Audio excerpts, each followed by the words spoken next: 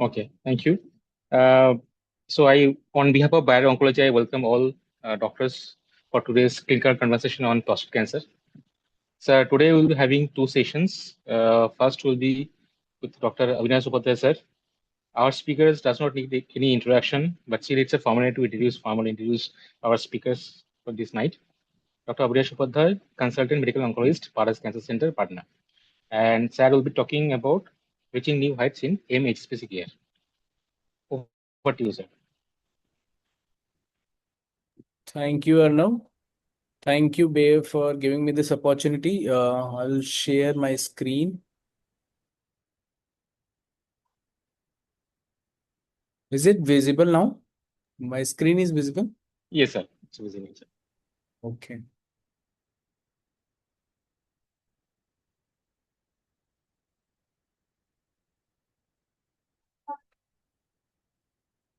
So, hi, I'll be discussing today what we have achieved in metastatic hormone sensitive prostate cancer care right now in this era.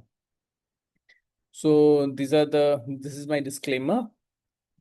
So prostate cancer landscape basically starts with locally advanced prostate cancer. However, this scenario is not very much common in our country. We generally tend to get metastatic prostate cancer. Actually, they count for almost three-fourths of all patient population in India.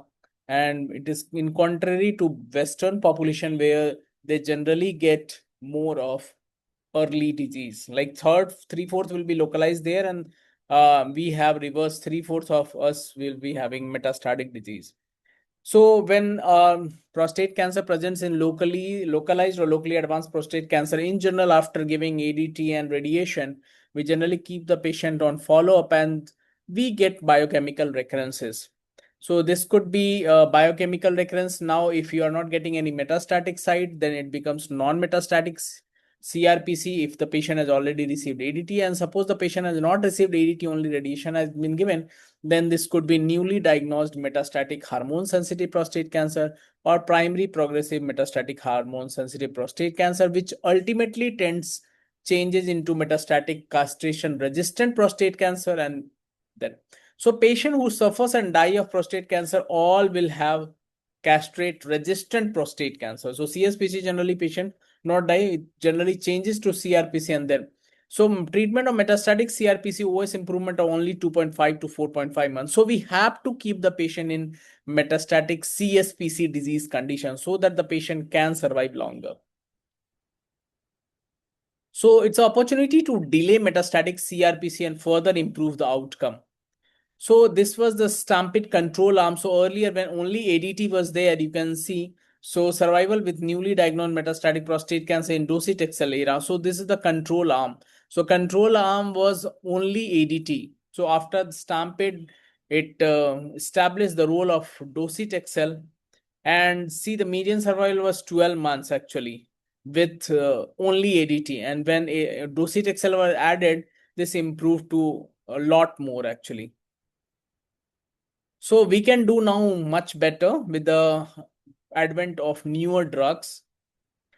So Stampede prostate radiotherapy for metastatic has so this trial also established the role of radiotherapy in metastatic again. So localized and locally advanced, we were earlier doing radiation. So in patients who are having metastatic disease also, they can undergo radiation, particularly for the patients who are having less than 4 bony metastasis. As you can see, there is a separation in the curves when less than 4 bony metastasis there. In the patient who are having more than 4 bony metastasis, this radiation does not help much. So improving outcome with systemic therapy, you can see there were various trials which had happened. Like it started with JET UZ AFU 15, then Charted came, then Stampede. Stampede had multiple arms, then Latitude trial, then Arcase, then Titan, then Enjamet. And the latest one in metastatic HSPC is Peace 1 and RSN's trial, which we will be discussing. So we now have a wealth of data supporting concomitant therapy. So what do we choose? So these trials discuss the various drugs like Stampede, Latitude. They discussed abiraterone, Arches discussed enzalutamide.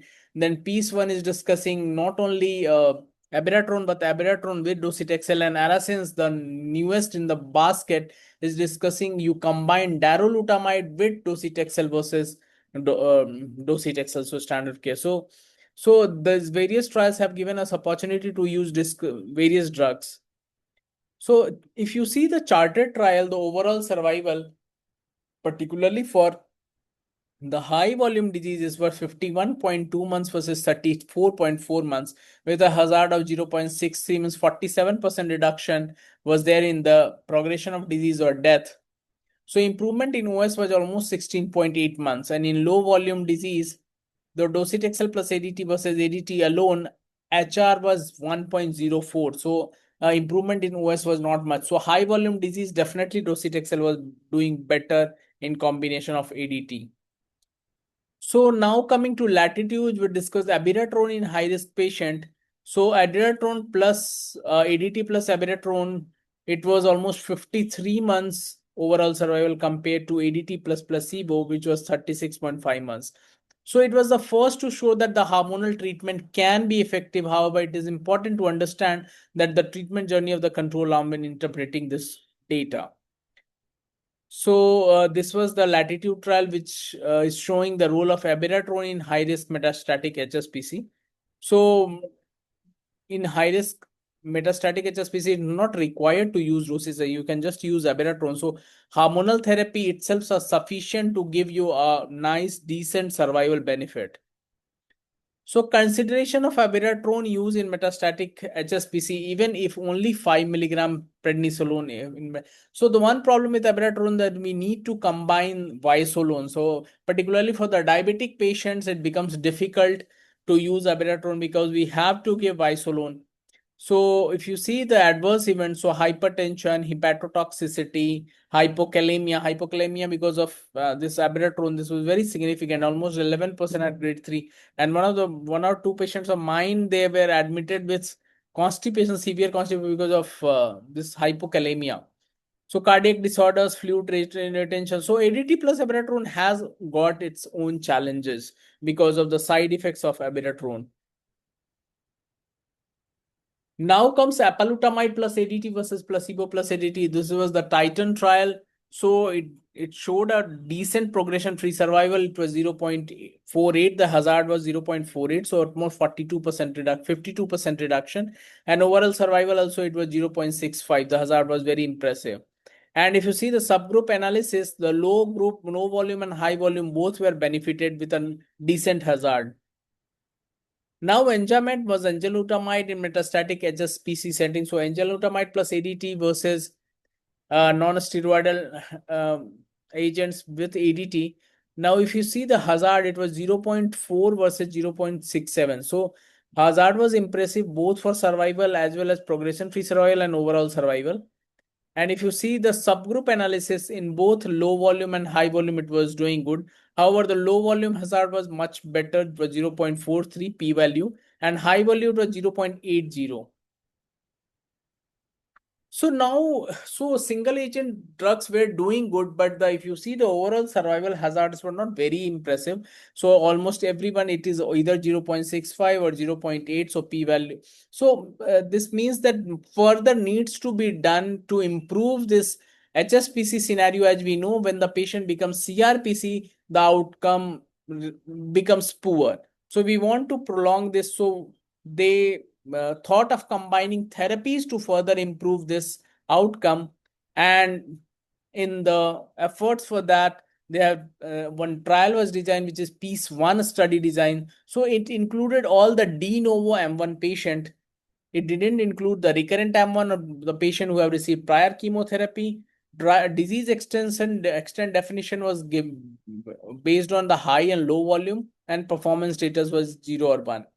Other inclusion criteria was less than 3 months of ADT prior to randomization, no prior cytotoxic therapy.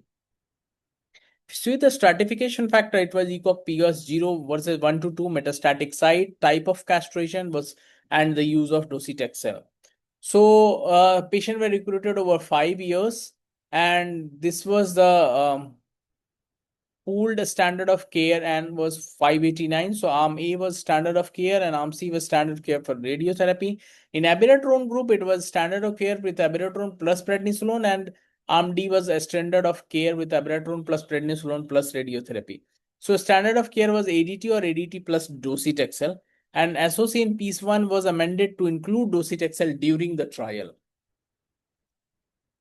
So if you see the outcome of this combination of ADT docetaxel plus abiraterone, you see in high volume disease also the standard of care plus abiraterone was doing better compared to standard.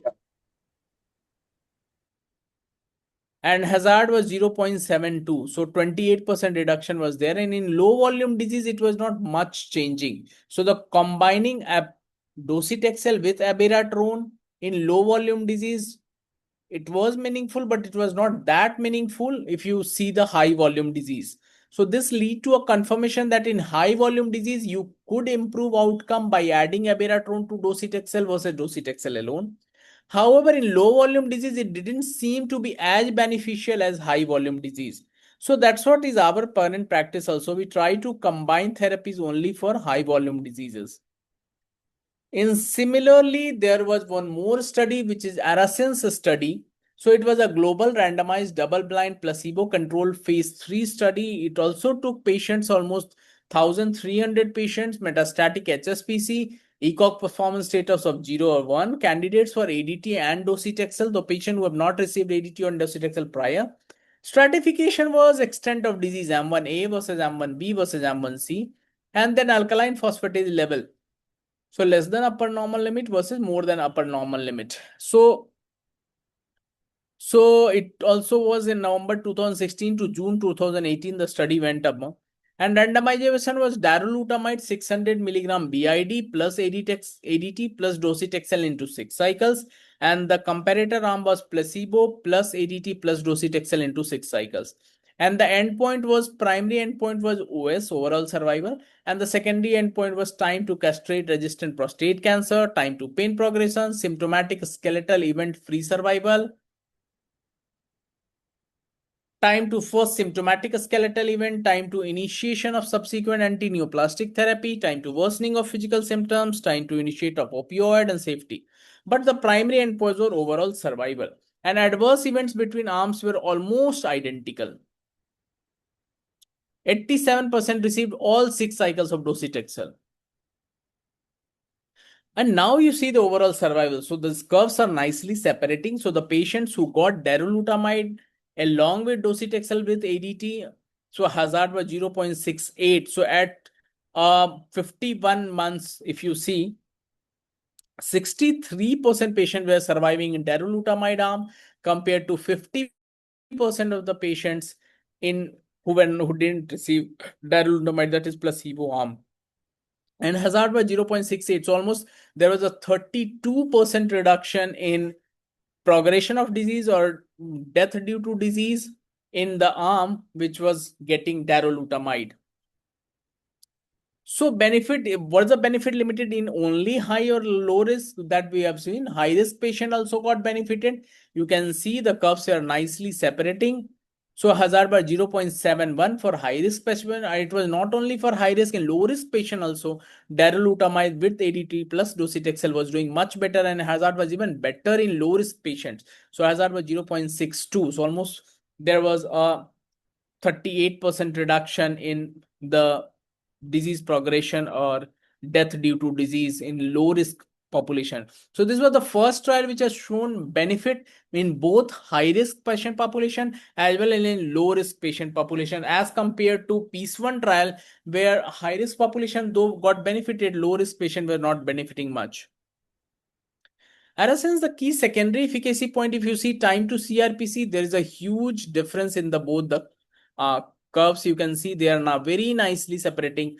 There was a 64% risk reduction for the patient who were to CRPC.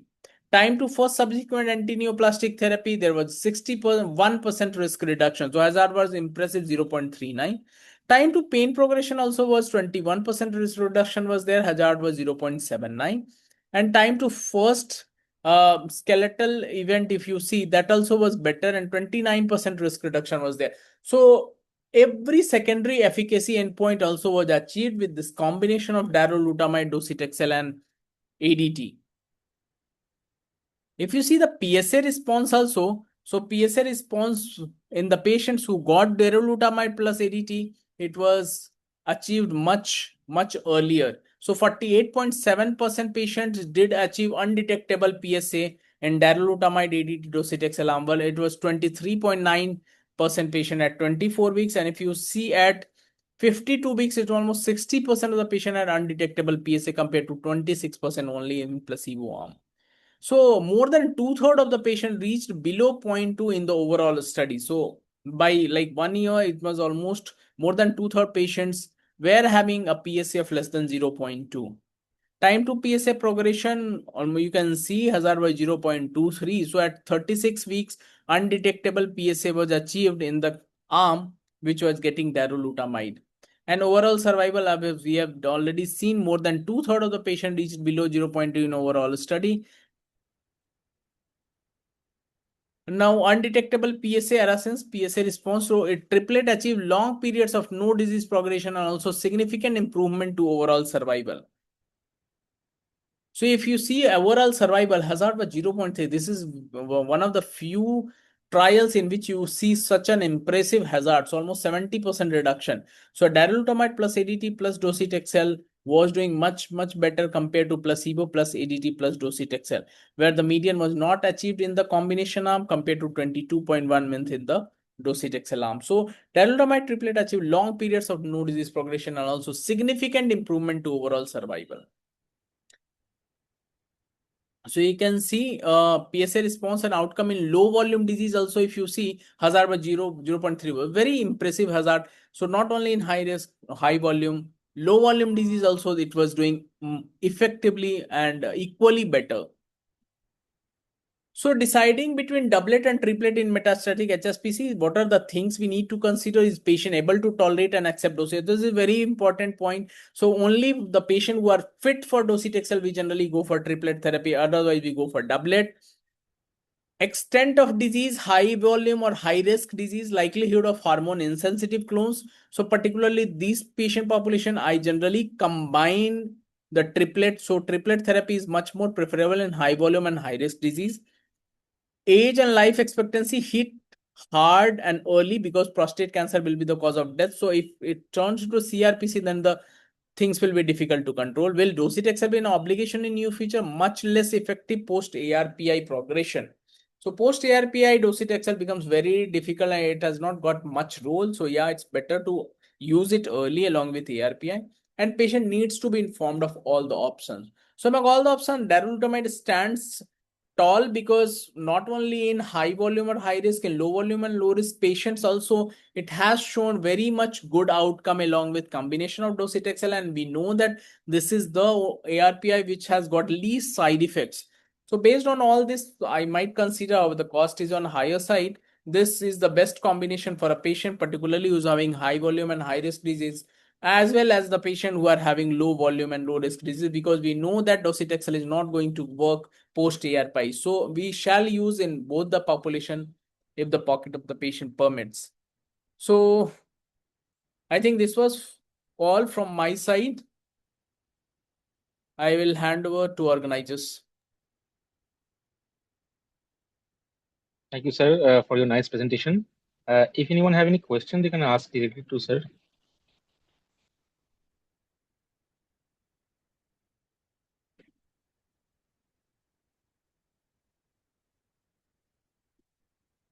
So, sir, as of now, there are no questions. So, with your permission, we are moving forward for the next session. Sure.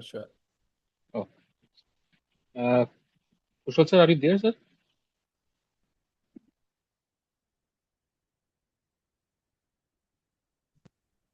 Hello.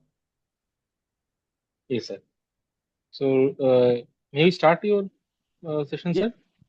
Yes. So, our next speaker is Dr. Kushal Gupta, sir. Professor. Yes, sir, please. Yeah, What you? please go ahead now. Okay. Although I have told it earlier also, our speakers were this evening does not require any introduction, but still it's a formality to introduce our speakers. So our next speaker is Dr. Kushal Gupta sir, professional additional and head of department, medical oncology and hematology, AIMS Kalyani. And sir will be talking on advancing AIM-HSPC treatment horizons, darolutamide without chemotherapy, and not evidence. So sir, I'm sharing the slides. Yeah, sure. So thank you, organizers. Thank you, Arnav. Thank you, Bear, for giving me this opportunity. And thanks to Dr. Avinash also. So he has given a wonderful talk on the RSN study and the role of darolutamide, of introduction of darolutamide early in the treatment paradigm of prostate cancer. So I will be talking about advancing metastatic HSPC treatment horizons, and what if we use darolutamide without chemotherapy. So that is the aeronaut study, and we will be talking about the aeronaut evidence. Next slide, please. Yeah, next slide. Yeah, so as you can see, and as our previous speaker has already told, that the standard of care of metastatic HSPCs has evolved over, a period of, 1.5 decades to combine ADT with ARPIs and abiraterone or docetaxel. And so we had the legendary Chartered and the Stampede trial, which introduced docetaxel along with ADT. Then we came across the Latitude trial about about a decade back, which again and again Stampede Arm G, which added abiraterone to ADT. Then we came across Archie's Titan and Enzamet, which introduced apalutamide and enzalutamide in the treatment paradigm along with ADT. So one thing is consistent is that ADT has been throughout, providing a very major role along the treatment course of, prostate cancer evaluation. And again, once we became more greedy and wanted more survival, and we also introduced, triple regimens like abiraterone and ADT with docetaxel. And also, it was in 2022 that the role of darolutamide was explored via the ARASEN study along with ADT and docetaxel. And but now, apart from increasing the longevity, which was proven by the Arison study, we were also concerned about the toxicities. So, Aeronaut study was done, to see what if we, omit docetaxel or chemotherapy, aggressive chemotherapies, and what is the actual benefit. And then again, we have the ARA6 study, which is again darolutamide with ADT. So, despite treatment with ARPIs and ADT or docetaxel with ADT, a large proportion of patients with metastatic HSPCs will progress to metastatic CRPCs within the initial 3 years. Next slide.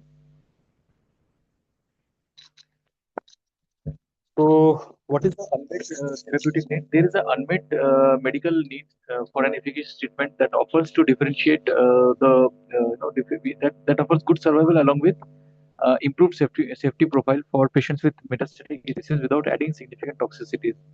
Without drug-drug interaction. As Dr. Upadhyay already said, that Arasen study was a phase 3 study in combination with docetaxel, and that beneficial efficacy and a safety profile in metastatic HSPC patients, leading to its approval in India in 2023. And again, darolutamide in combination with ADT would provide efficacy benefit with a favorable safety profile, as demonstrated in the Aeronaut trial with significant Indian patients. With the Aeronaut data, darolutamide has the potential to change the treatment paradigm, as now it would be only ARI, which could be used with and without chemotherapy. So this is very significant, So introduction of darolutamide provides a lot of flexibility in the patients who are got, borderline PS, in whom we cannot introduce chemotherapy as part of the treatment. So darolutamide has got that window covered. Next slide, please. So the background is that darolutamide with ADT with docetaxel is the standard of care as from the Arasen study, and as already Dr. Upadhyay has already spoken at length. And Aeronaut was designed to evaluate darolutamide with ADT versus ADT alone to provide a new treatment option for metastatic HSPCs without docetaxel. Next slide, please. So in the Aeronaut study design, it was a randomized double-blinded placebo-controlled phase 3 study, and the patients were approximately 665, And those patients with metastatic HSPC histologically or cytologically confirmed adenocarcinoma of the prostate, and the ECOG PS was 0 to 2. Normally, we usually have patients with in trials having ECOG PS 0 to 1, but this elderly patients was also included, and the ECOG PS was allowed was 2 up to 2. And the stratification factors were visceral metastasis, access to a controlled review, and whether it was present or absent, and prior local therapy, whether the patient had received or not. And the randomization was in a 2:1 ratio in the darolutamide arm versus placebo with ADT arm. So the primary endpoint was the overall survival. The primary endpoint was the recurrent PFS, and the secondary endpoint was the overall survival and the time to initiation of subsequent antineoplastic therapy, and the time to progression to CRPC, and the time to PSA progression, and the rates of undetectable PSA, and time to pain progression, and as well as the safety. So other pre-specified endpoints were PFS2, time to skeletal related events, and time to deterioration of FACT total score, and time for first prostate cancer related invasive procedure. And next slide, please. And 100% crossover to open label arm was allowed. Yeah, next slide, please. So, if you look at this study, then quite a number of the percentage patients, almost one third of the patients enrolled were Asian, and that's why we can say that a lot of Indian patients also had enrolled. And again, metastasis at initial sites was also quite high high burden of metastasis was also enrolled. Next slide, please. So, country representation across breakthrough clinical trials for prostate cancer treatment, you see that in the left hand lower map, in that the India and China both are prominently enrolled, whereas in majority of the other trials like Vision, Embark, or COAA 302 trial, these two major countries, that is more than 1/5 of the world's population was not enrolled. But in this aeronaut study, Asians constituted 30% of the patients. So it was a more or less global, really a global kind of study across all the five major continents, majority of them of the Asian population was Indian and China and from Taiwan. Next slide, please.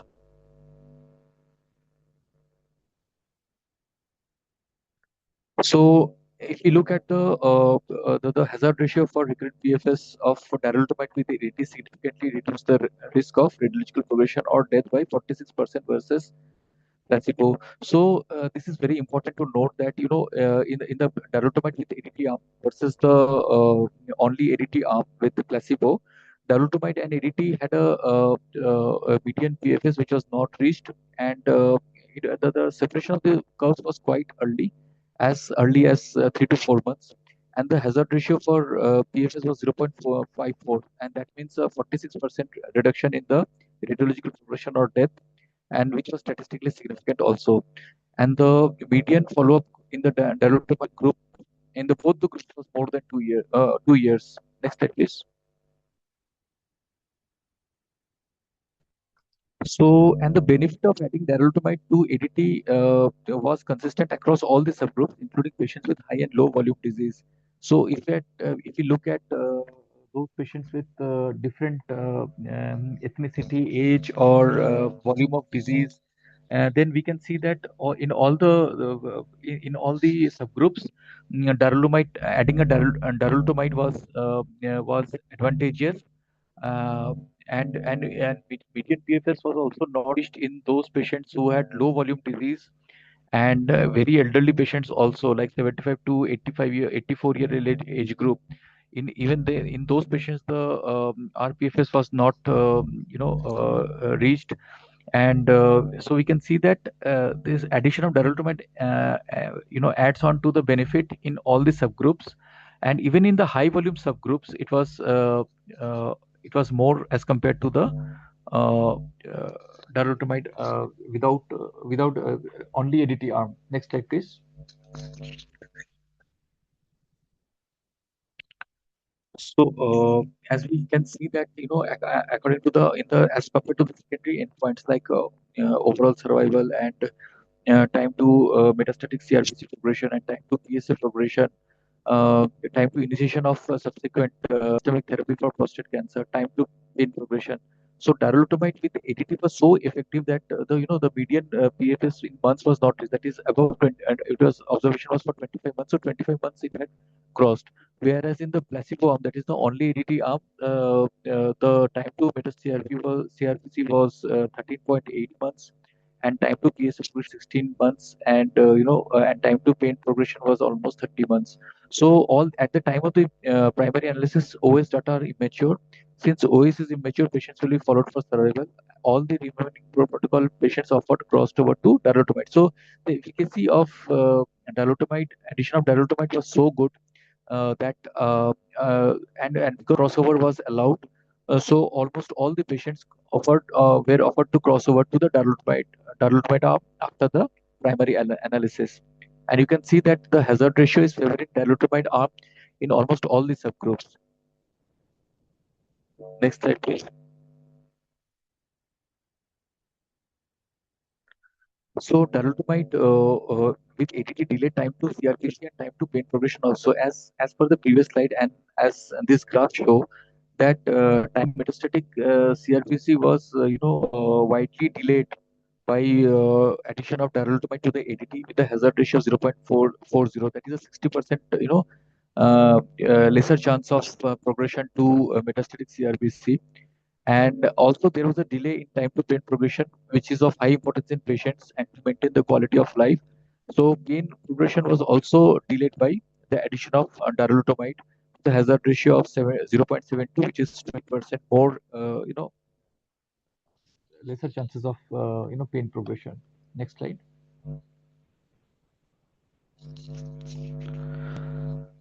So if you look at the biochemical responses, that is the PSA responses with the addition of darolutamide with ADT, we see that PSA less than 0.2 at any time during the treatment was more. The fraction of patients achieving PSA of less than 0.2, less 0.2 nanogram per ml was more in the darolutamide arm, almost 62%. Almost two-thirds of the patients achieved PSA of less than 0.2 in the darolutamide category, in the darolutamide arm, as compared to almost only one-fifth of the patients in the placebo arm. So this represent that darolutamide is not only effective, it is a very potential. It is a very potential and hard hitting drug on the prostate cancer. And the time to PSA progression was also widely, it was keeps on separating. The curves keeps on separating starting as early as 6 months. And this was also very statistically significant because it was, hazard ratio was 0.31, and this represented that almost 69% of the lesser chances of PSA progression in the darolutamide with ADT arm. Next slide, please. And a higher proportion of the patients achieved undetectable PSA with the darolutamide versus placebo in both the high volume and low volume subgroups. So if we look at we dissect the prostate cancer patients and the trial patients into high volume and low volume subgroups, we can see that those patients with high volume as well as those patients with low volume, in both those patients, almost achieving a PSA of 0.2, less than 0.2 in almost 54%, more than half percent of the patients of high volume disease is not a matter of joke. And we can also see that in low volume it was almost as almost higher than 4/5. So as I already told you that darolutamide is a very hard hitting kind of a drug on the prostate cancer, achieves lesser, PSA goes less than 0.2 in a majority of the patients, and time to multiple progression and to CRPCs is also delayed in the darolutamide when it is used with ADT. Next slide, please.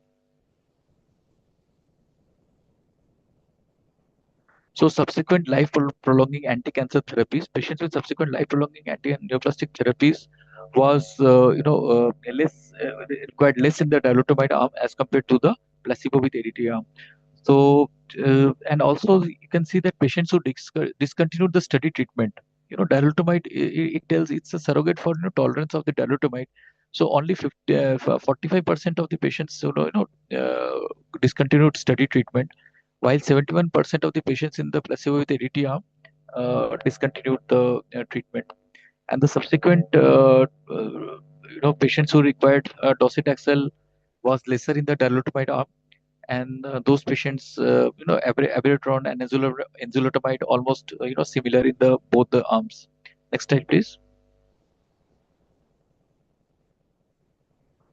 So if we look at the incidences of therapy-related adverse events, were similar between the treatment groups, and discontinuations were lower in the darolutamide arm. As we already told that, discontinuations due to the side effects of treatment was lower in the darolutamide arm as compared to the ADT only arm. And any adverse event was, almost similar in both the arms, but grade 3 or grade 4 or grade 5 toxicities was less in the slightly less in the darolutamide arm, and serious adverse events again was both same, 23.6 and 23.5% in both the arms. So median treatment duration was 24 months in the darolutamide arm versus 17.3 months in the placebo arm. The safety profile of darolutamide in ARANOTE was independent of PSA response and consistent with the favorable tolerability first seen in ARAMIS and the ARASENS study. So next slide, please.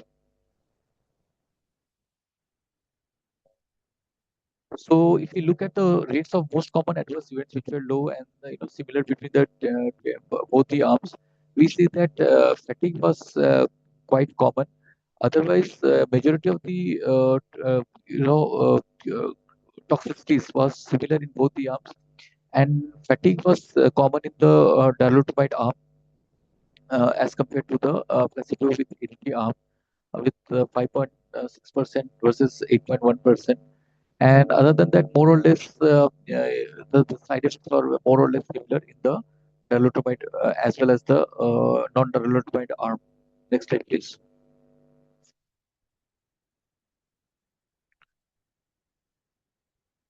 So, darolutamide consult. So the rates of adverse events commonly associated with ARPIs were similar across both the treatment arms. So these are a lot of data and lot of numbers.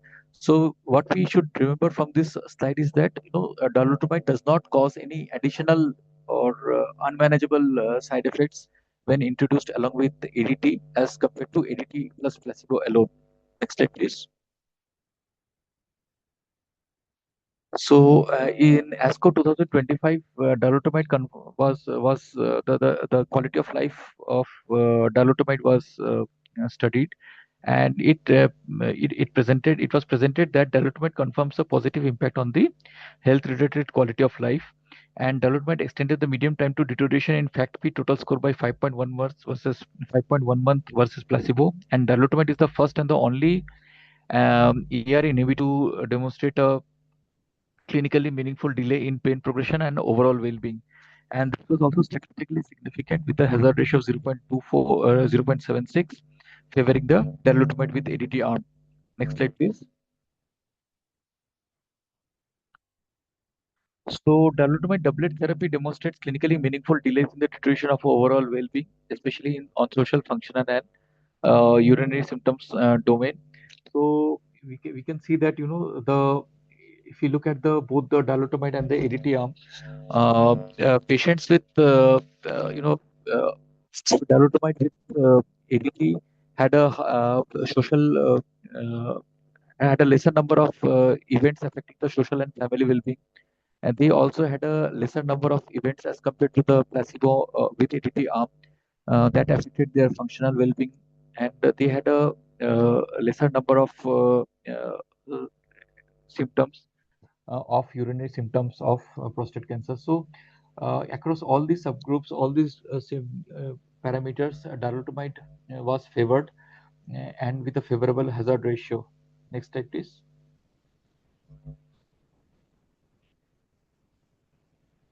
Yeah, so if we can conclude that darolutamide with ADT significantly improves recurrent PFS in patients with metastatic HSPC, and darolutamide shows the benefit across all the secondary endpoints, and darolutamide was associated with a deeper PSA, deeper and faster PSA response, regardless of the baseline PSA and regardless of the volume of disease. And darolutamide is the first and the only AR inhibitor to demonstrate clinically meaningful delays in pain progression, overall well-being, including social family well-being, functional well-being, urinary symptom, and darolutamide has a favorable safety profile, or at least as equal as any other treatment safety profile.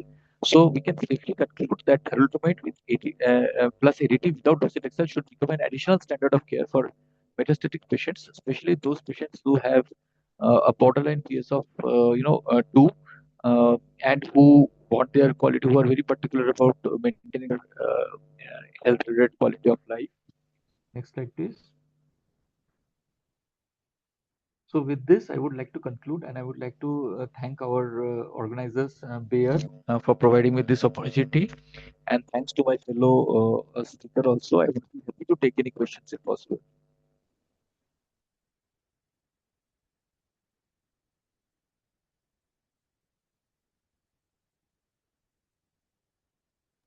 Meeting you after so long, it was a good talk, Dr. Kaushal. Yeah, yeah.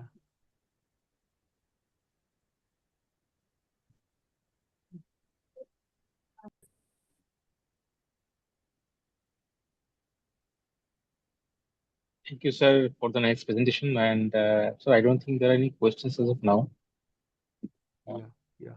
Even So, chat box also, there are no questions. Yes. yeah. So, and thanks to Bayer for good patient support program for darolutamide also. So that more and more Indian patients can benefit. Hopefully, with in the future, more and more of the medical oncologists would be using darolutamide in their, treatment paradigm of prostate cancer treatment. Thank you, sir. Thank you so much, sir. Thank you. Thank you. So I think we have come to the end of this evening session. So with your permission and Avinash sir permission, we can conclude here. Yeah, sure. Thank you. Sure, sure. Thank you. Thank you. Thank you. Thank you. Good night, everyone. Good Dr. night. Avinash. Thank, Good night. thank you, sir, and good Good night. night. Good Good night. Yeah. Good night, Bayer team. Good night, sir. Okay, sir, we are ending the session. Yes, yes. Yes, sir.